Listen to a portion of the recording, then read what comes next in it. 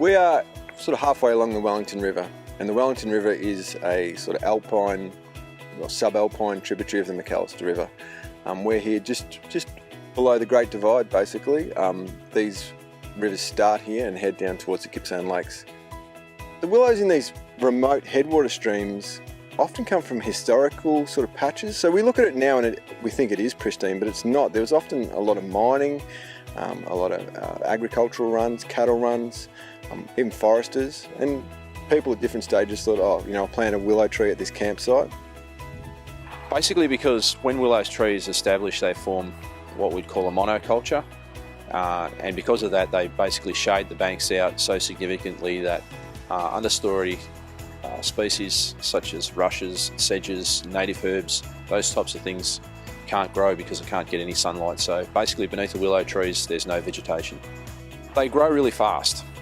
A willow can grow a couple of metres in a year. So basically if a willow tree strikes or a cutting strikes, if you don't go back there for 5 years, you would be looking at a tree that we would need to physically remove with a chainsaw and an excavator.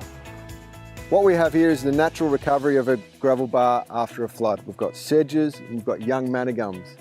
Those young manigums that turn into 200-year-old trees, and that's what holds the river together. The alternative is a monoculture of willows. The whole ecology of this system is adapted to constant gradual leaf fall. So the eucalypts, they're not deciduous, they lose their leaves just gradually. The biodiversity in the stream, so all the little bugs that eat the leaves, they're used to that just gradual flow of organic matter. Willows have their full shade for half the year or 9 months a year, and then they drop them all at once.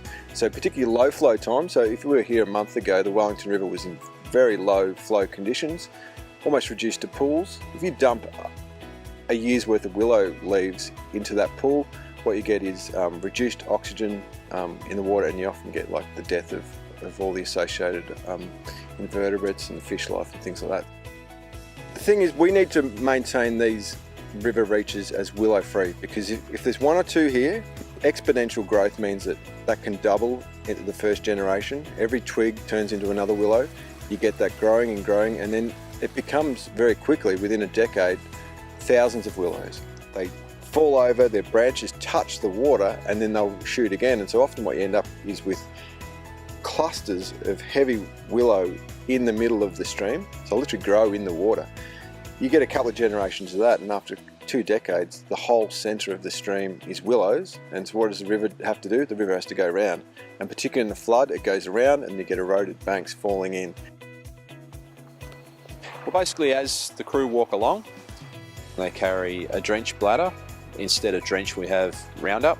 They also have a tomahawk, so they walk along with the drench bladder and the drench gun and the tomahawk. They make a cut into the bark of the willow tree, and then they use the drench gun to inject the straight Roundup into the bark, into the cambium layer of the tree to poison it. They have a handheld GPS unit and they make a GPS point. At the end of the project, we recover the GPS unit, we download the points, and we add that to our spatial layer in our GIS system. Every willow that we've treated with this program, we have a record of it. If we remove the willow from our headwater streams, we knock out the potential seed source for the expensive work we've done in the agricultural landscape. Not only that, we do also some cross-agency work, so we collaborate with other agencies such as Parks Victoria and DELP. So we're networking and also knowledge sharing. So this actual headwaters project has only been running for a couple of years, and that's in both the Strzelecki's and over here on the Great Divide. By removing the willows from the source, we hope and plan that, you know, we only have to check in every couple of years.